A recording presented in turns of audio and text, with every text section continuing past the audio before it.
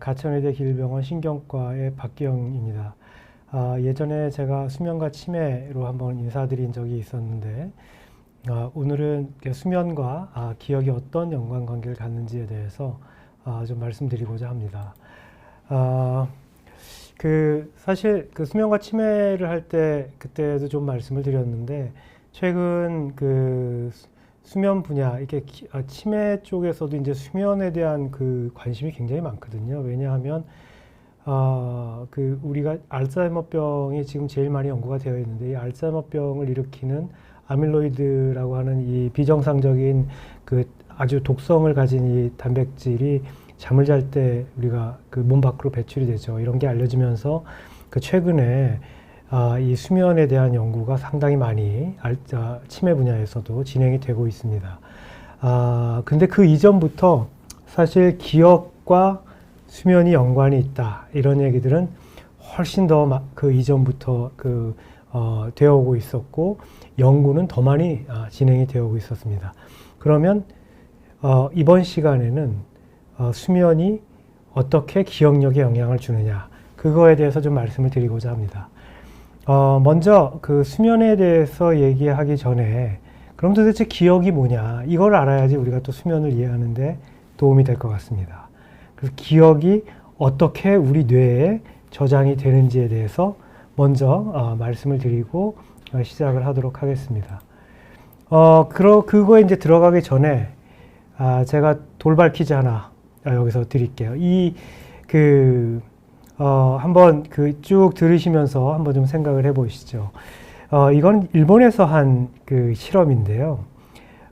초등학생들을 같은 학년에 같은 공부를 비슷하게 하는 정도의 아이들을 각각 두 그룹으로 나눠 가지고 양쪽 방에 똑같은 환경에 들어가게 했습니다. 그 다음에 문제를, 단어를 100개를 나눠주고 100개씩 이렇게 적은 종이를 나눠준 다음에 그걸 암기하게 했어요. 밤에 양쪽 똑같은 시간을 주고 똑같이 암기하게 했죠.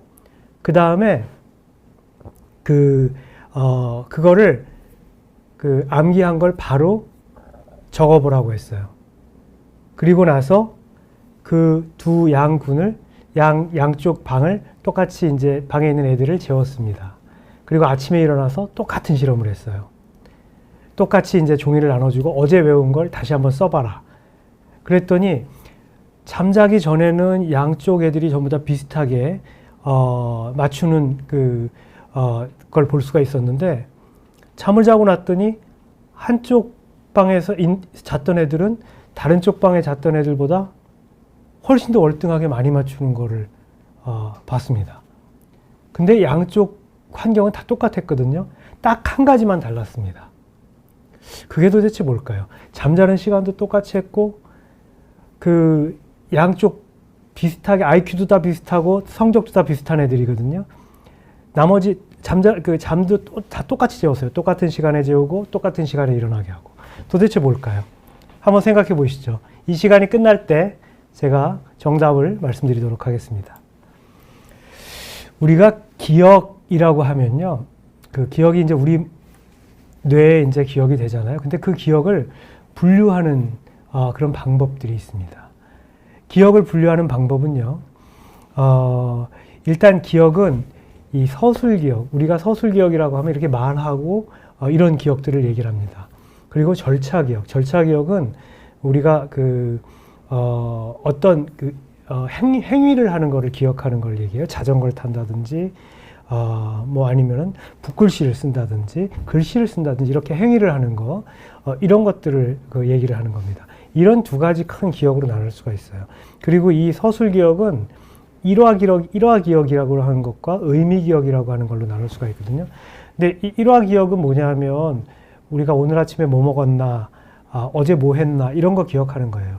이 일화기억이 떨어지는 대표적인 병이 알츠하이머병입니다. 기억력이 떨어진다 그럴 때 대표적으로 우리가 알츠하이머병에서 평가를 하는 게 이 일화기억이거든요. 근데 이 의미기억이라는 게 또 있어요. 의미기억은 뭐냐면, 여러분들이 이제 오늘 기억력과 수면이 어떻게 연관성이 있는가 이런 걸 공부를 하잖아요. 그 공부를 해서 아는 기억이 일화 기억입니다. 그 의미 기억입니다. 죄송합니다. 그런데 이 의미 기억이 떨어지는 또 치매가 있어요. 의미 기억이 떨어지는 치매가 전두 축두 치매 중에 의미 치매라는 건데 우리가 배우는 언어라든지 이런 학습이라든지 이게 어디에 기억되냐면 이 축두엽의 앞부분에 기억되거든요. 거기가 이렇게 망가지면 이 사람들은 말은 잘하는데 다른 사람이 하는 말을 이해를 못해요. 희한하죠. 근데 기억력은 정상이에요. 이런 치매도 있습니다. 그게 의미 기억이에요. 우리가 배워서 아는 거. 절차 기억은 아까 제가 이제 어떤 행위를 하는 걸 기억하는 거라 그랬잖아요. 자전거 타고 뭐 이러는 거. 절차 기억은 우리가 기억력이라고 하면 여러 가지 형태가 있다는 걸 제가 말씀드리려고 하는 거예요. 절차 기억이 떨어지는 또 치매가 있어요. 그게 어떤 치매냐면 우리가 파킨슨 증상을 나타내는 치매, 파킨슨병 치매 같은 거. 그때 절차 기억이 떨어져요. 그래서 그 알츠하이머병 환자들은요, 우리가 오늘 아침에 뭐 먹었는지는 기억을 못해도 자전거 타는 거는 끝까지 기억합니다. 치매가 진행을 해도 자전거 타는 건 안 잃어버려요. 근데 파킨슨병 치매 같은 경우에는 오늘 아침에 뭐 먹었는지 다 기억하죠. 그런데 자전거 타는 방법을 잃어버려요. 이 절차 기억을 잃어버린다는 거거든요. 이게 뭘 의미할까요?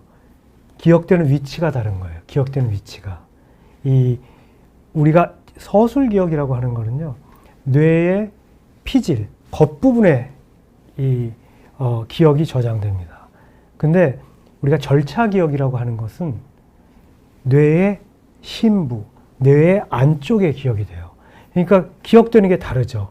그러니까 파괴되는 뇌가 손상받는 위치에 따라서 기억력도 나빠지는 기억력이 있고 유지되는 기억력이 있고 이렇게 되는 거겠죠. 그래 어쨌거나 이 기억력은 이렇게 여러 가지로 나눌 수가 있고 이 기억력이 피질에도 기억되고 심부에도 기억되고 이렇게 말씀을 드렸는데 우리가 주로 관심이 있는 것은 오늘은 절차 기억보다는 서술 기억에 조금 더 주안점을 둬서 말씀을 드리려고 합니다. 이런 기억이 저장되는 절차는요, 처음에 여기 보면 부호화, 그 다음에 옆에 보면 저장, 그 다음에 인출 이렇게 되어 있는데 이 세 가지의 과정을 통해서 기억력이 뇌 안에 기억이 됩니다. 그러면서 우리가 또 꺼내 쓸 수 있게 돼요. 이게 어떤 거냐면 뇌가 그러니까 일단 어떤 사실을 우리가 기억을 할 때 뇌 안으로 들어가야 되죠. 이 들어가는 게 부호화입니다. 인코딩 영어로 얘기를 하고 이게 뇌 피질에 아주 오랫동안 저장이 돼야 돼요. 그게 장기 기억으로 변환돼야 되거든요. 그 장기 기억으로 변환되는 거를 저장이라고 얘기하고 그거를 필요할 때 꺼내 써야 되잖아요. 인출이라고 얘기합니다. 인출 과정이에요. 이런 세 가지 우리가 요소로 기억을 저장했다, 꺼냈다 합니다. 그런데 이게 또 단기 기억으로 잠깐 저장되고 말 수도 있고 장기 기억으로 오랫동안 저장될 수도 있거든요. 단기 기억은 주로 대뇌 피질에 저장돼요. 대뇌 피질에 저장되는데 잠깐 있다가 없어지는 거예요. 근데 장기 기억은 대뇌 피질에 기억되기는 하지만 그게 해마라는 데를 거쳐서 올라가서 아주 뇌 겉부분하고 해마라는 데하고 서로 서로 연결이 되면서 서로 주거니 받거니 하면서 서로 강화시키는 역할을 하거든요. 그러면서 뇌에 탁 박히게 되죠. 그래서 장기 기억으로 저장이 되는데 이제부터 그 얘기를 조금 더 해드리려고 합니다. 우리가 기억력은 뇌의 어느 부위에 가장 중요한 역할을 할까요? 우리가 기억력의 뇌라고 하는 부분이 있죠. 그게 측두엽입니다. 측두엽은 우리가 앞에 뇌를 전두엽, 그러니까 요 부위를 전두엽, 그 다음에 요 부위를 측두엽, 그리고 여기를 두정엽이라고 얘기하는데 이 측두엽은 바로 옆부분입니다. 여기 관자놀이 있는 그 옆에 있는 데가 이게 측두엽이에요. 그래서 이 측두엽이 기억의 뇌입니다. 그리고 여기가 언어의 뇌기도 하죠. 우리가 이해하고 듣고 또 아까 제가 말씀드렸잖아요. 이 앞부분이 망가지면 의미 치매라는 게 온다고 여기에 우리 언어가 저장되어 있는 그런 곳입니다. 그리고 이 측지엽의 안쪽으로 들어가면요, 그 안쪽에 해마라는 게 존재하거든요. 해마. 그 아까 계속 해마라는 얘기 하잖아요. 그 해마가 기억이 들어가는 문 같은 거예요. 들어가는 문 같은 것이고, 거기서 일시 저장이 됐다가 대뇌 피질로 이게 전달이 되면서 장기 기억으로 저장이 되거든요. 이 해마는 어떻게 생겼냐면, 이 아까 여기 측두엽이라고 그런 게 요 부위거든요. 요 부위. 그래서 요 부위에 그 안쪽, 요 겉에서 안쪽으로 이렇게 들어가면 요 안쪽에 이렇게 생긴 이게 크게 보면 그림으로 보면 이렇게 생긴 부위가 있는데 이게 해마입니다. 여기가 해마. 이 해마가 왜 해마냐면 이게 지금 해마잖아요. 해마 모양하고 비슷하게 생겼다 그래서 해마예요. 이 여기가 기억력에 굉장히 중요한데요. 굉장히 안쪽에 있어요. 그래서 이 해마를 따라서 이 해마가 앞에서부터 뒤쪽으로 이렇게 연결되어 있거든요. 뒤쪽을 통해서 돌아가지고 뇌 겉부분하고 이렇게 연결이 되는 그 회로를 우리가 파페츠 회로 이렇게 얘기하는데, 이게 그 우리 의과대학 다니는 학생들은 아주 그 본과 때 그냥 열심히 외우는 회로 중에 하나입니다. 이 회로가 이렇게 돌아가고 그 바로 옆에 그 우리가 그 아미그달라라고 하는 그 또 다른 그 부위가 이렇게 붙어 있는데, 그거는 감정을 기억하는 그런 기억력을 담당하는 부위라서 요 두 부위가 서로 얽히고 설키면서 우리가 어떤 일을 기억할 때 단순히 사실만 기억하는 게 아니라 감정까지 같이 기억할 수 있는 그런 매개가 되는 게 이 부위입니다. 그런데 이거를 이해하기 위해서 제가 그 한 환자의 사례를 말씀을 드릴 거예요. 근데 어떻게 보면 굉장히 슬픈 얘기입니다. 그렇지만 이분 때문에 제가 지금 얘기하고 있는 거의 모든 거를 알게 해준 분입니다. 굉장히 고마운 분이죠. 본인을 희생해서. 이분이 어떤 분이냐면 1930년대인가? 그때 이제 1920몇 년에 태어나신 분인데, 이분이 10살 때부터 난치성 간질을 앓았어요. 지금은 뇌전증이라고 얘기하죠. 이 뇌전증을 앓았는데 이 당시만 해도요, 치료약이 딱 두 가지예요. 딜란틴이라는 약, 그 다음에 페노바비탈이라는 약. 요 두 가지뿐이 없었어요.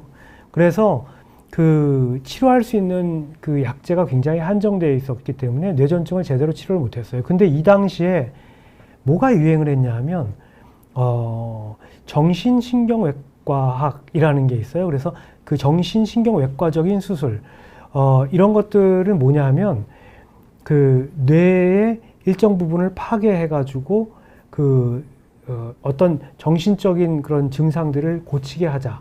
이런 게 이 당시에 상당히 큰 그 의학의 사조 중에 하나였거든요. 근데 그래서 여러분들이 그 예전에 그 굉장히 유명했던 영화인데, 뻐꾸기 둥지 위로 날아간 새, 이런 거 보신 분들 있을지 모르겠어요. 이제 제 나이 또래에 계시는 분이 여기 계시면 아마 분명히 보셨다고 그 말씀을 하실 텐데, 굉장히 유명한 영화예요. 굉장히 재밌습니다.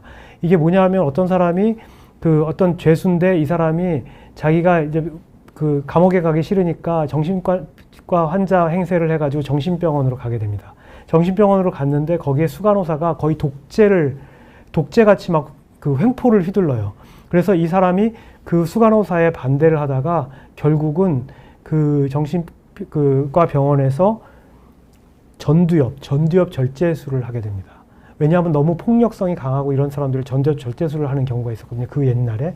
그래서 그 전두엽을 잘라내게 되면 사람이 완전히 그 자기의 의지를 전혀 없고 멍하게 그런 상태가 됩니다. 그래서 옆에 있는 환자가 이 사람이 불쌍해서 결국은 그 베개로 눌러서 사망시키는 그런 걸로 이제 끝나는 영화인데, 굉장히 재밌고 던져주는 시사하는 바가 굉장히 큽니다. 그러니까 이 당시에 뭐냐 하면 잘못된 시술들도 굉장히 많이 했어요. 이 HM이라는 이분이 계속 약을 먹어도 계속 간질 증상을 보이니까 어떻게 했냐 하면 이 당시에 이제 양쪽 해마를 잘라냈습니다. 근데 지금도 이런 수술을 하죠.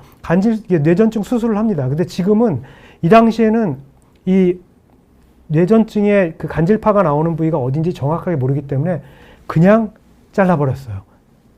어디냐 하면 이 제일 기억력에 중요한 해마하고 그 부분에서 간질파가 나온다고 생각을 하고 이 부위를 그냥 다 잘라버렸어요.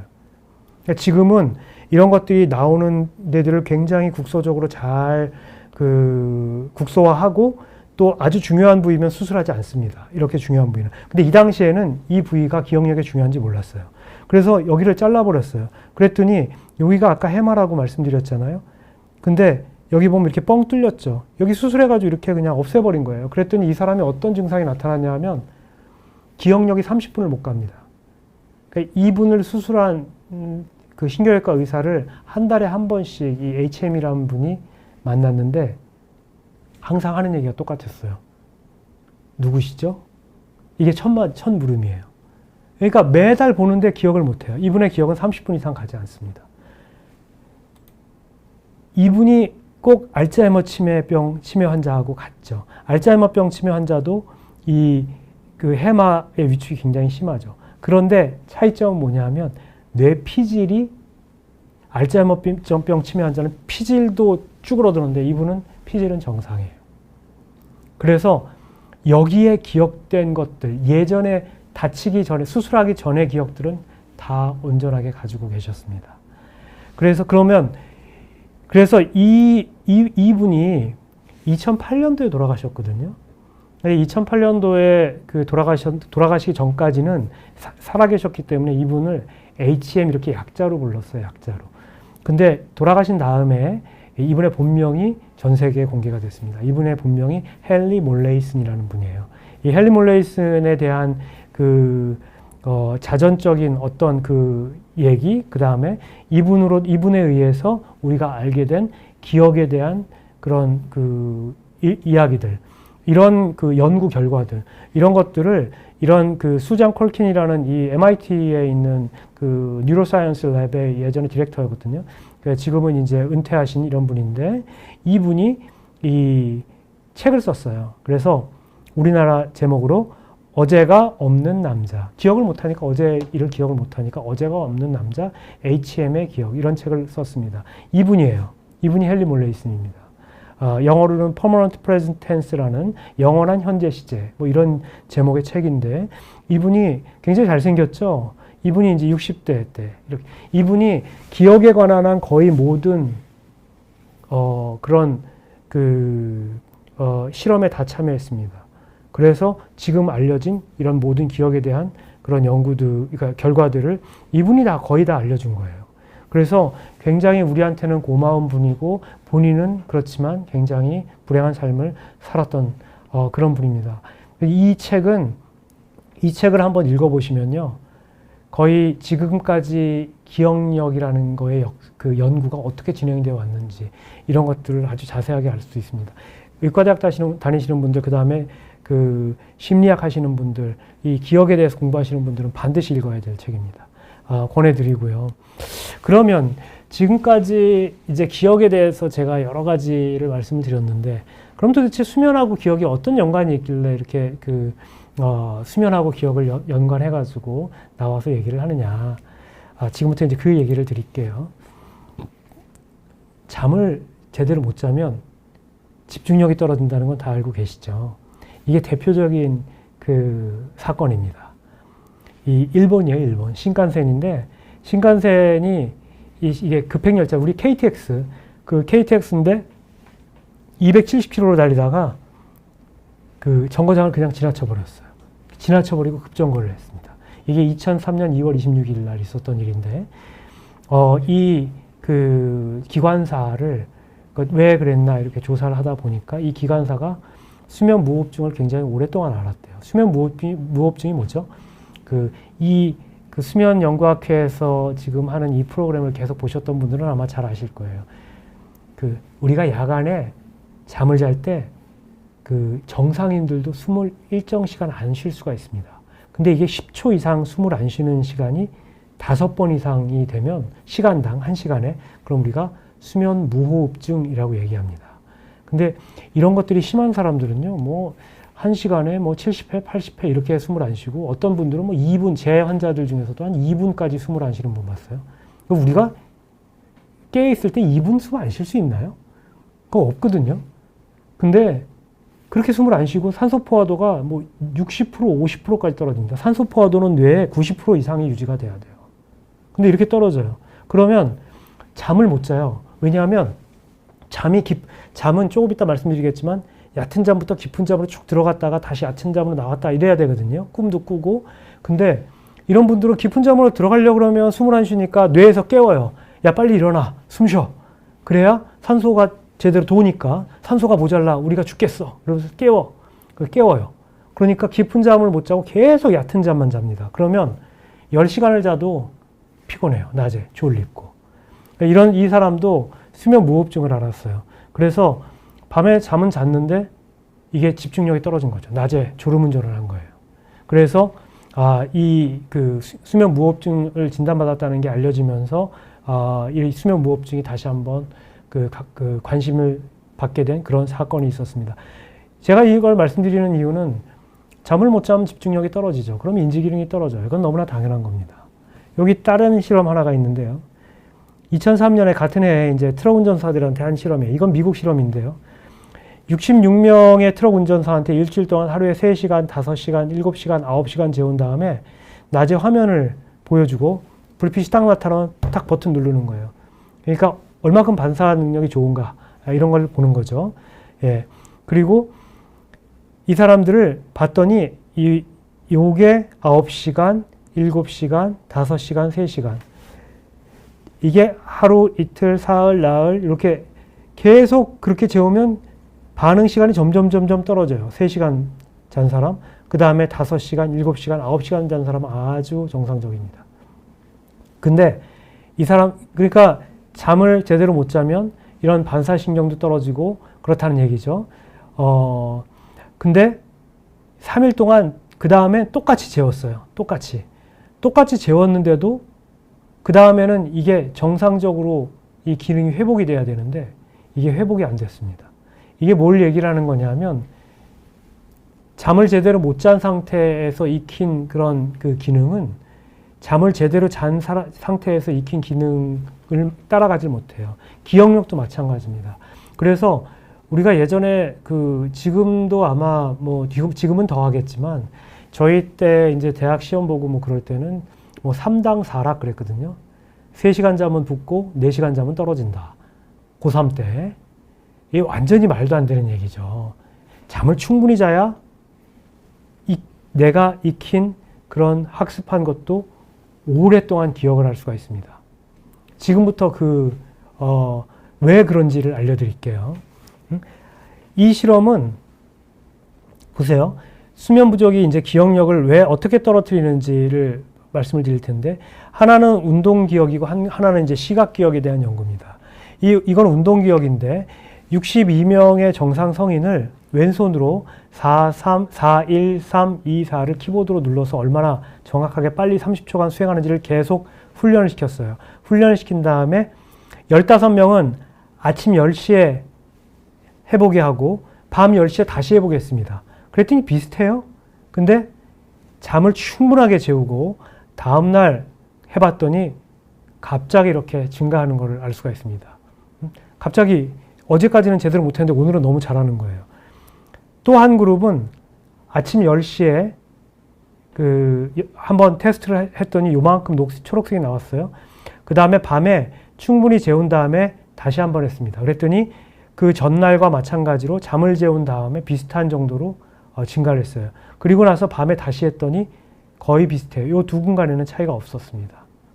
이게 뭐냐 하면 잠을 자면 그 손가락이 했던 운동 기억을 뇌가 훨씬 더 잘 기억한다는 거예요. 근데 깨어있을 때는 증가하는 속도가 그렇게 크지 않습니다. 이거는 뭐냐면 시각 기억인데 17초 동안 스크린에 문자를 계속 보여줍니다. 그런 다음에 일정 시간이 지난 다음에 그 문자를 아까 봤던 똑같은 문자를 기억하게 하는 거예요. 그랬더니 처음에 익히게 한 다음에 잠을 재우지 않고 깨어있는 상태에서 우리가 실험을 해봤더니 그렇게 많이 증가하지 않습니다. 근데 하룻밤을 잔 다음에 똑같은 거를 시간 간격을 나눠서 시켰더니 훨씬 더 그 전날보다 많이 기억하는 거를 볼 수가 있죠. 그래서 우리가 잠을 자면 기억력이 그 전날 배웠던 그런 기억이 더 향상되는구나. 이런 것들을 알 수가 있죠. 응? 그래서 우리가 잠을 잘 자는 게 좋은 겁니다. 그러면 잠을 잘 자면 왜 기억력이 향상될까요? 지금부터 그 얘기를 잠깐 드리도록 하겠습니다. 우리는 이제 깨어있고 잠을 자는 그런 두 가지의 이 패턴을 갖게 되는데, 우리 몸은 잠을 잘 때는 우리가 꿈을 꾸지 않는 수면과 꿈꾸는 수면, 이 두 가지 수면으로 나누게 됩니다. 그래서 우리가 처음에 잠을 자게 되면 얕은 잠부터 시작을 해서 점차 깊은 잠으로 들어가서 아주 깊은 잠으로, 이건 서파수면이라고 해서 우리가 애들 이렇게 등에 업어도 잘 안 일어나잖아요. 이 단계에 들어가면 그렇습니다. 이 서파수면은 잠자는 초기에 더 많고요. 이렇게 됐다가 한 시간 반에서 2시간 정도 되면 꿈을 꾸게 됩니다. 그 다음에 다시 꿈 안 꾸는 수면, 또 꿈꾸는 수면, 꿈 안 꾸는 수면, 꿈꾸는 수면. 그래서 꿈은 아침에 깰 때 더 많이 나타나게 되죠. 꿈꾸는 수면은. 그런데 이게 그 하룻밤에 한 4번에서 5번 정도 반복이 됩니다. 저한테 오시는 분들 중에 저는 꿈을 안 꿔요. 또는 어떤 분들은 저는 밤새 꿈만 꿔요. 이렇게 얘기하는데, 우리가 그런 분들 수면다운 검사해 보잖아요. 그러면 다 이런 패턴을 보입니다. 근데 본인은 꿈을 안 꿨다 그러죠. 기억을 못 하니까. 꿈을 정확하게 기억하는 사람은 별로 없거든요. 또 어떤 사람들은 자신은 꿈만 꿨다 그래요.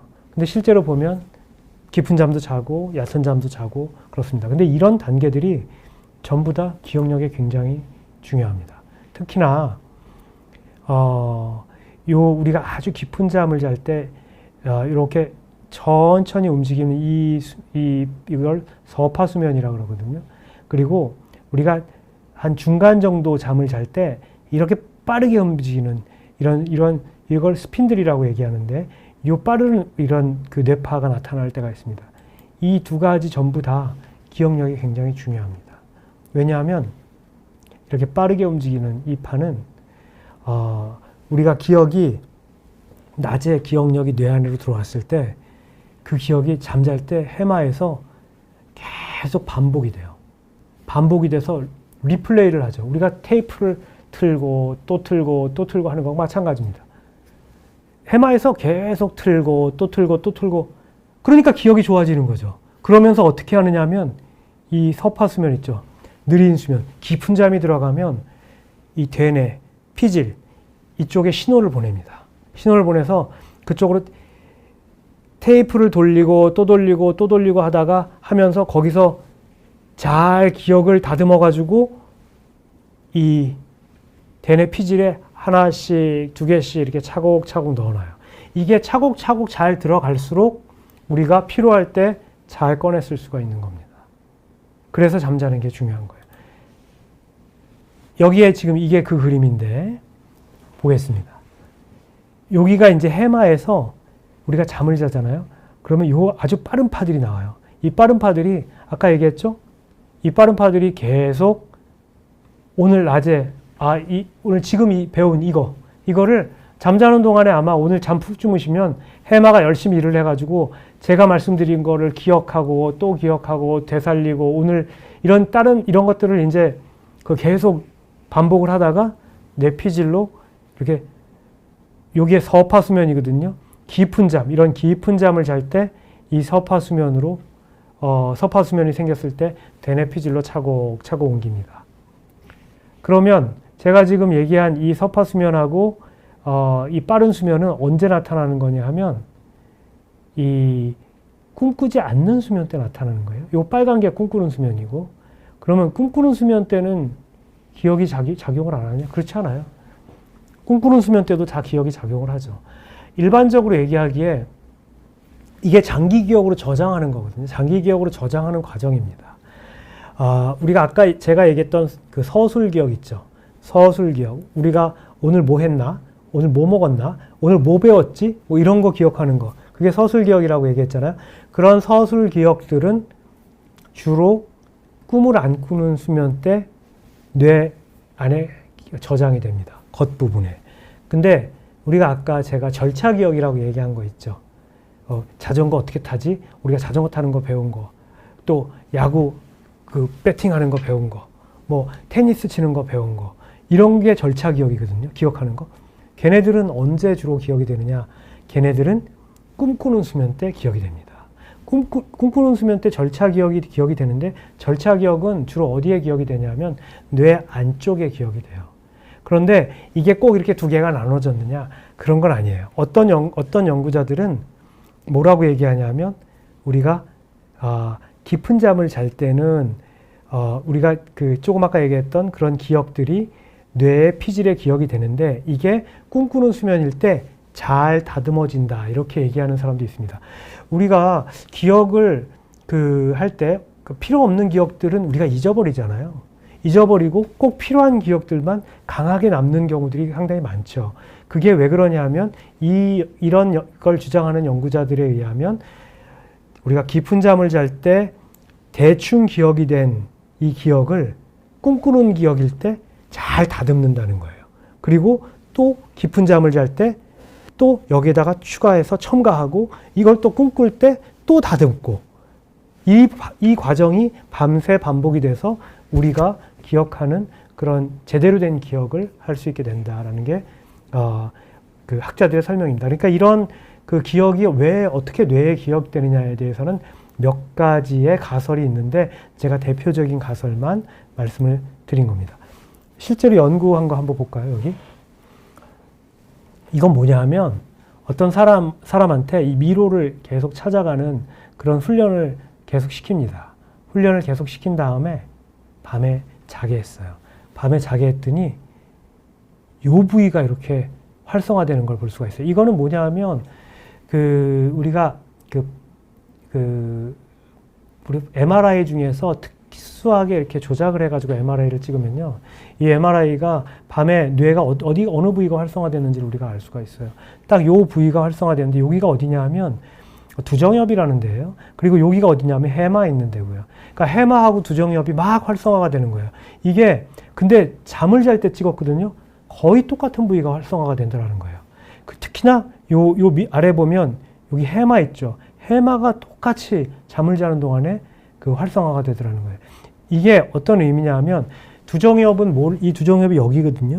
이 두정엽의 가장 중요한 그 기능 중에 하나가 뭐냐 하면 공간 기억, 그 다음에 공간 지각입니다. 공간 기억은 물론 이제 측두엽에서 더 많이 하지만, 공간을 인식하고 공간을 우리가 해석하는 거를 하는 게 이 두정엽에서 합니다. 그러니까 제가 지금 여기에서 이렇게 보면서, 여기가 이렇게 생겼네, 여기 뭐 이렇게 어디 기둥이 있고 카메라는 어디 있네, 이런 걸 인지하는 게 두정엽에서 하는 겁니다. 그러니까 길을 찾아갈 때 보면 두정엽이 계속 활성화될 수뿐이 없죠. 근데 희한한 게 밤에 잘 때도 똑같아요. 밤에 잘 때도 해마가 막 활성화가 되면서 두정엽도 막 활성화가 된다는 거예요. 이게 무슨 얘기냐면, 낮에 했던 기억을 밤에도 계속 되돌려서 한다는 겁니다. 그리고 이런 실험들은 또 다른 연구에서도 마찬가지로 나타납니다. 밤에 우리가 낮에 했던 것들을 밤에 우리가 수면할 때 보면 이 해마라는 위치가 이렇게 활성화되는 거를 이런 영상 연구에서도 많이 볼 수가 있거든요. 그래서 이런 것들이 낮에 기억을 하고 있던 것들을 밤에 좀 더 잘 기억해 주기 위해서 뇌가 끊임없이 활동하고 있다라는 것을 알려주는 겁니다. 그래서 우리가 잠을 잘 자야 된다, 이런 것들을 우리가 알 수 있는 거고요. 그래서 아까 제가 그랬잖아요. 저기 고등학교 다닐 때 뭐 3당 4락, 4당 5락 뭐 이런 얘기 많이 했었어요. 뭐 3시간 자면 붙고 4시간 자면 떨어지고, 뭐 어떤 사람도 4시간 자면 붙고 5시간 자면 떨어지고, 뭐 이런 얘기 많이 했었는데, 실제로 이게 아니라는 거죠. 잠을 잘 자야 돼요. 잠을 잘 자야 기억이 그 전날 배웠던 게 제대로 기억이 됩니다. 장기 기억으로 저장될 수가 있어요. 이 기억은 우리의 대뇌 피질에만 잠깐 그러니까 우리가 작업 기억이라는 게 있어요. 작업 기억 중에 대표적인 게 뭐냐면, 여러분들 요즘에는 114에 전화 잘 안 걸죠. 요즘에는 다 인터넷 찾아보거나 아니면은 뭐 핸드폰으로 찾거나 그러는데, 예전에는 114에 많이 전화했죠. 요즘에도 가끔 전화하는 분들이 있긴 한데, 114에 전화하면 거기서 알려줘요. 요즘에는 뭐 몇 번에 몇 번입니다. 딱 그러는데, 요즘에는 그거를 핸드폰으로 보내드릴까요? 뭐 이렇게 거기서 물어보지. 예전에 그런 거 없었잖아요. 2번 딱 얘기하고 끝냅니다. 막 기억하죠. 그랬다가 누르려고 그러면 까먹는 경우가 있어요. 그럼 다시 걸죠. 에이씨 그러고. 다시 걸면 전화요금 떠나가죠. 근데 그거 작업 기억이라고 하는 그 기억력이 좋은 사람들은 아무 문제 없이 기억합니다. 잠깐 기억하는 거죠. 그런 걸 작업 기억이라고 이야기합니다. 그런 작업 기억들은 대뇌 피질에 잠깐 머물다가 사라지는 거예요. 그런 건 우리 해마에서 이렇게 다시 리플레이 하거나 그 피질하고 이렇게 교리를 가지면서 장기 기억으로 확 갖다 꽂아 넣지 않습니다. 이걸 장기 기억으로 만약에 오늘 외운 전화번호를 장기 기억으로 기억하고 싶다. 계속 되뇌어야죠. 계속 되뇌이면 해마 구조가 바뀝니다. 그게 롱텀 포텐시에이션, 장기 강화라는 거거든요. 이거 예전에 이 장기 강화 때문에 에릭 캔들이라는 분이 노벨 의학상 받으셨잖아요. 계속 되뇌면 해마의 구조가 바뀌어요. 글루타메이트라는 게 막 나오면서 이제 해마의 구조가 막 바뀌어요. 근데 이거는 잠시 바뀌고 끝나는 거예요. 만약에 그 다음에 1시간 동안 딴 생각 하잖아요. 구조가 바뀐 게 다시 원상태로 돌아가 버려요.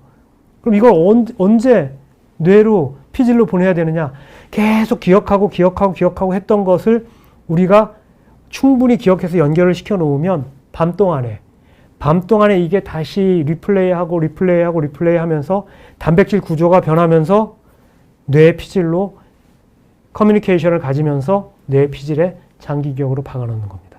그러니까 잠이 중요한 거예요. 그래서 기억할 만한 내용은 기억은 잠을 자는 동안에 장기 기억으로 변환된다. 그렇기 때문에 우리가 기억력을 좋게 하고 낮에 배운 거를 잘 기억하기 위해서는 잠을 잘 자야 된다. 이게 오늘의 키포인트죠. 그러면 여기서 지금까지 오랜 시간 기다리셨습니다. 아까 제가 처음에 양쪽에 초등학생들이 이렇게 나눠놓고 전날 막 외우게 한 거 다음날 써봤더니 한쪽은 되게 잘하는데 한쪽은 못했다 그랬잖아요. 다 똑같아요. 다 똑같아. 하나만 다릅니다. 그 하나가 뭐냐 하면 한쪽 방엔 불을 켜놓고 잠을 재우는 동안에 형광등을 켜놨어요. 한쪽 방은 불을 껐습니다. 그 차이예요. 그게 무슨 얘기냐 하면 한쪽 방을 불을 켜놓잖아요. 어느 쪽 방에 불을 켜놨을 것 같아요. 불을 켜놓은 방 애들이 다음 날에 답안지를 잘 작성을 못했습니다. 왜 그랬을까요? 잠을 잘 못 잤으니까 그렇죠. 그럼 왜 불을 켜놓으면 우리가 잠 잘 못 자잖아요. 불을 켜놓으면 왜 잠을 잘 못 잘까요? 그거는 밤에 멜라토닌이 잘 나오지 않기 때문에 그래요. 불을 켜놓으면. 멜라토닌이라는 게 우리가 낮에 막 많이 만들다가 어두워지면 멜라토닌이 우리 몸에서 확 나오면서 멜라토닌이 하는 게 잠자라 하면서 신호를 주는 거거든요. 그 신호가 안 나오기 때문에 그렇습니다. 그래서 불을 끄고 숙면을 취하게 한 그 아이들은 문제를 잘 맞췄고, 불을 켜놓고 제대로 잠을 못 자게 한 그 방의 아이들은 똑같은 나머지를 똑같이 하고 시간도 똑같이 주고 외우게 했는데도 기억을 잘 못하고 이런 결과를 보였다는 겁니다. 그래서 이 실험 역시 잠이 기억력이 굉장히 중요하다. 이런 거를 알려주는 그런 실험이 되겠습니다. 여러분들도 기억력 좋게 하려면 다른 거 다 필요 없습니다. 숙면을 취하면 됩니다. 오늘부터 숙면을 취하는 그런 밤이 되시기를 바라겠습니다. 일단 제 강의는 여기까지 마치도록 하겠습니다. 몇 가지 질문이 올라와서 제가 질문 잠깐 좀 보고 답변 드리고 마치도록 하겠습니다. 첫 번째는 35년째 4시간에서 6시간 자고 있는데 한 분이 올리신 건데 낮에 졸리지 않고 괜찮습니다. 낮에도 뇌를 쉬어줘야 한다고 들었습니다. 정말 그런가요? 이렇게 말씀을 하셨는데 이분 4시간에서 6시간 주무시는데 낮에 졸립지 않고 괜찮다고 하시면 이분은 잠이 적으신 분입니다. 이걸 아주 정상적인 수면을 취하고 계신다는 얘기고요.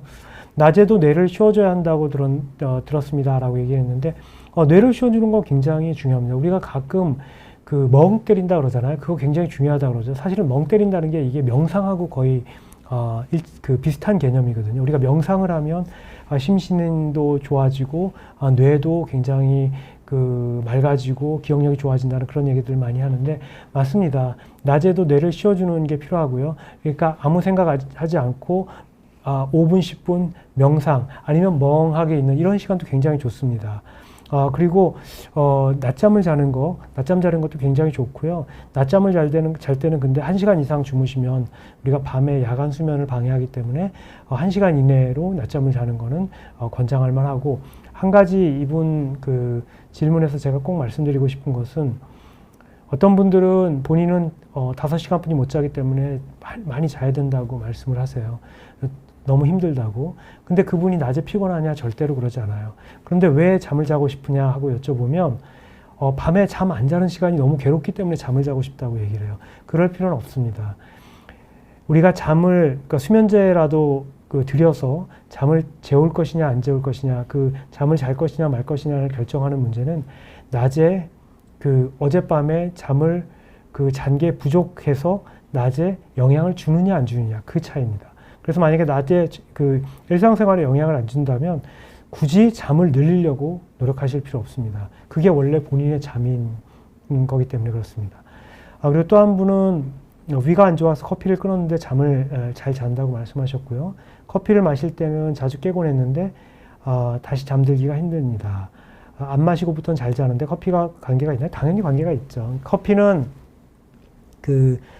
대표적인 우리가 각성제잖아요. 그렇기 때문에 커피를 마시면은 이제 잠이 제대로 안 오고, 커피라는 게 뭐냐 하면 우리가 잠을 잘 때는 아데노신이라는 우리 몸에 있는, 뇌에 있는 뉴로트랜스미터죠. 호르몬이 있습니다. 뇌 호르몬이에요.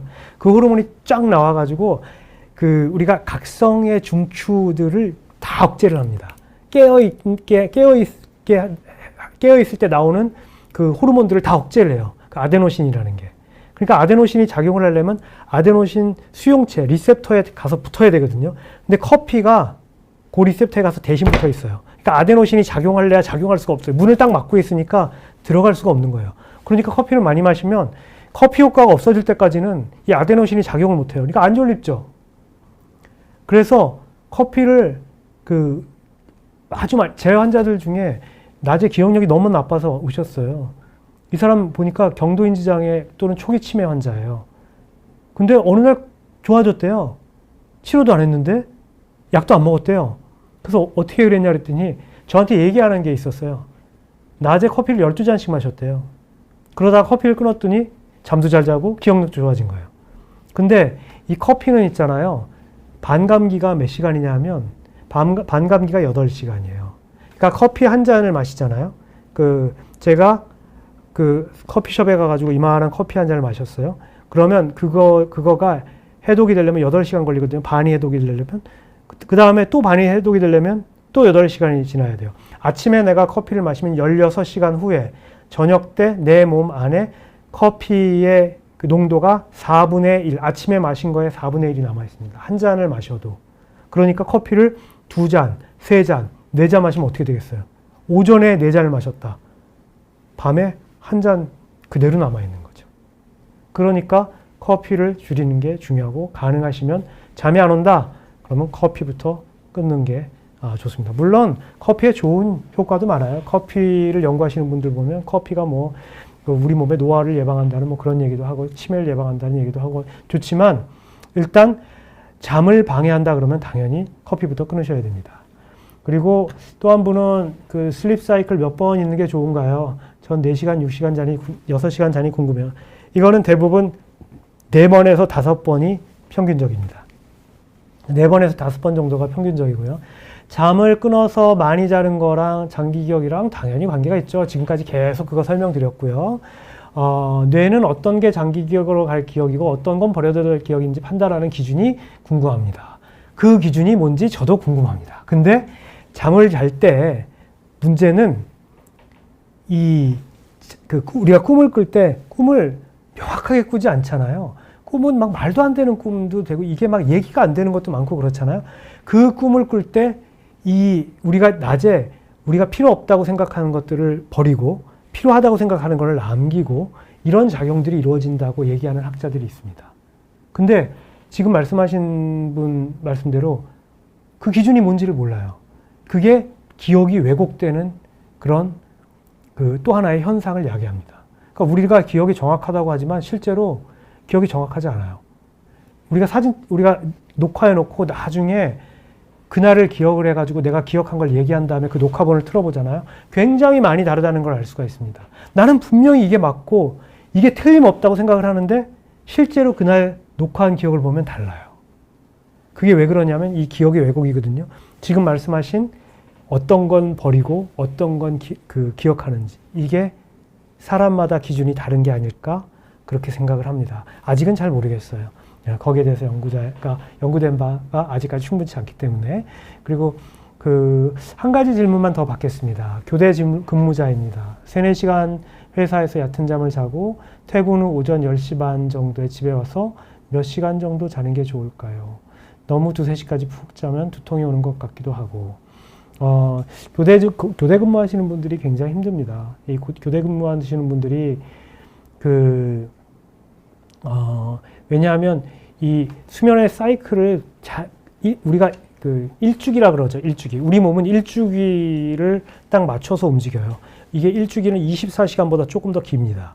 그래서 우리가 자극이 없으면 점점 뒤로 밀려나서 자게 돼요. 오늘은 12시에 잤으면 내일은 1시에 자고 내일 그 다음날 2시에 자고 이렇게 자게 되거든요.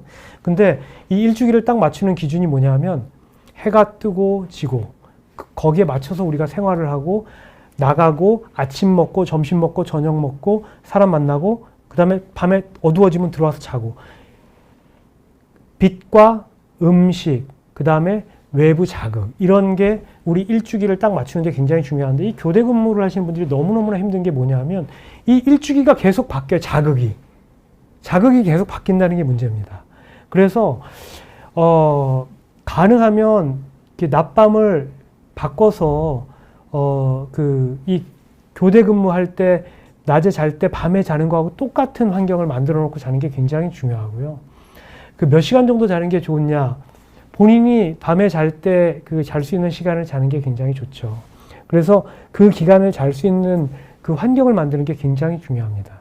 그러려면 본인의 노력뿐만이 아니라 주변인들의 도움도 필요하고요. 본인 그 집을 굉장히 어둡게, 그러니까 낮밤을 바꾸는 거죠. 굉장히 어둡게 만들고, 만약에 필요하다면 뭐 멜라토닌이라든지 이런 약의 도움을 약간 받는 것도 좋고요. 우리가 광치료라 그러는 게 있죠. 라이트 세라피. 그러니까 밤에 오히려 낮같이 환한 그런 빛을 쪼여서 우리 몸이 낮이라고 생각하는 그렇게 만들고, 주무실 때는 아예 암실같이 어둡게 해서 밤과 같은 환경을 만들고. 어쩔 수 없습니다. 이거는 영원한 숙제예요.